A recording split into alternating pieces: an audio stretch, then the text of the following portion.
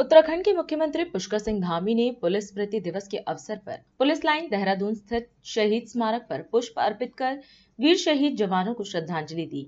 वहीं इस अवसर पर वीर बलिदानियों के परिजनों को सम्मानित किया।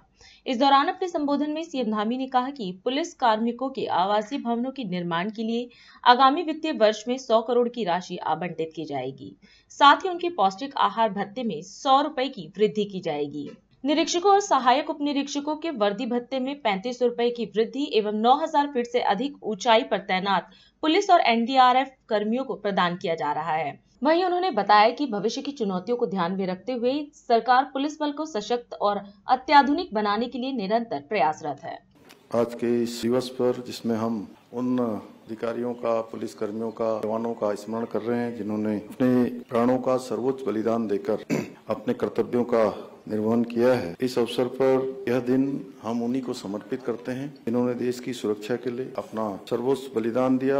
और आज के इस अवसर पर मैं संपूर्ण भारत के उन सभी वीर पुलिस कर्मियों, अर्धसैनिक बलों के बलिदानियों को भी अपनी श्रद्धांजलि अर्पित करता हूं, जिन्होंने अपने कर्तव्यों का पालन करते हुए राष्ट्र की रक्षा के लिए प्राणों का न्यौछावर किया। मैं सभी वीर बलिदानियों के परिवारजनों और वीरांगनाओं को भी श्रद्धापूर्वक नमन करता हूं, जिन्होंने अपने परिजनों को देश की सेवा में अर्पित कर दिया। उनका अतुलनीय त्याग और समर्पण हमेशा हमारे स्मरण में रहेगा। और इस स्मृति दिवस का विशेष रूप से प्रायोजन भी यही है कि आने वाली पीढ़ियां भी उनका स्मरण करें। साथियों, देश की आंतरिक सुरक्षा और कानून व्यवस्था बनाए रखने का उत्तरदायित्व राज्य के पुलिस बलों और अर्धसैनिक बलों के जवानों पर होता है और अपने इसी उत्तरदायित्व को पूर्ण निष्ठा के साथ निभाते हुए कई पुलिस कर्मियों को अपने जीवन की आहुति भी देनी पड़ती है। और अभी पुलिस महानिदेशक जी ने बहुत विस्तार में बताया कि पूरे देश के अंदर 216 अर्धसैनिक बलों और विभिन्न राज्यों के पुलिस कर्मियों ने अपना सर्वोच्च बलिदान दिया और उत्तराखंड पुलिस के भी उसमें 4 वीर सपूत थे। ये सभी वीर बलिदानी हमारी राष्ट्रीय सुरक्षा की बुनियाद हैं। उनका बलिदान हम सभी के लिए एक प्रेरणा का स्रोत रहेगा। ऐसे वीर जवानों की वीरता का स्मरण करते हुए आदरणीय प्रधानमंत्री श्री नरेंद्र मोदी जी द्वारा देश में राष्ट्रीय पुलिस स्मारक की स्थापना की गई है, जो हमारे पुलिस बल के अद्वितीय समर्पण और बलिदान का जीवन प्रतीक है। राष्ट्रीय पुलिस स्मारक आने वाली पीढ़ियों को न केवल हमारे जवानों की वीरता और साहस की गाथाओं से परिचित कराएगा, बल्कि उन्हें कर्तव्य निष्ठा राष्ट्र सेवा के प्रति प्रेरित करने का एक सशक्त माध्यम भी बनेगा। पुलिस स्मृति दिवस का दिन न केवल हमारे वीर जवानों को श्रद्धांजलि अर्पित करने का अवसर है, बल्कि आज का दिन हमें यह भी स्मरण कराता है कि हमारा पुलिस बल अपनी कर्तव्य निष्ठा, साहस और अद्वितीय समर्पण के साथ प्रतिदिन अपने दायित्वों का निर्वहन करता है।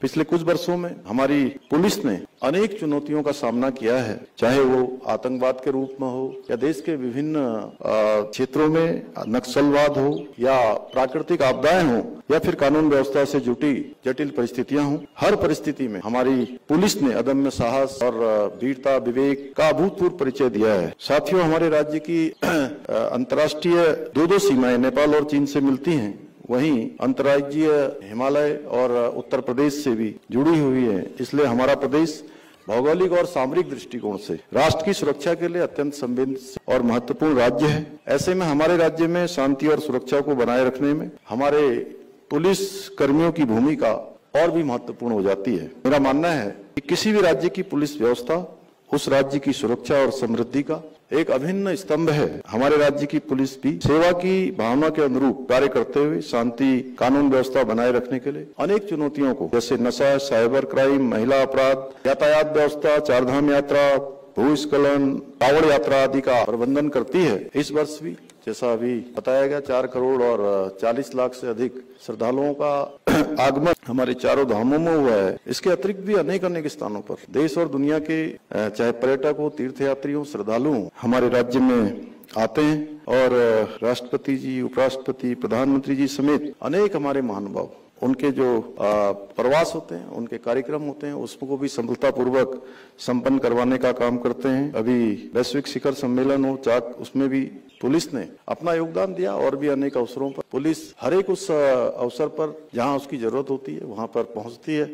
उसके लिए मैं उनकी बहुत प्रशंसा भी करता हूं। हमारा राज्य लगातार प्रत्येक वर्ष प्राकृतिक आपदाओं का सामना हमको करना पड़ता है, लेकिन हर बार पुलिस ने अपने साहस से, त्वरित कार्रवाई से इन चुनौतियों का डटकर मुकाबला करते हुए बहुत सारे लोगों की जान बचाने का भी काम किया है।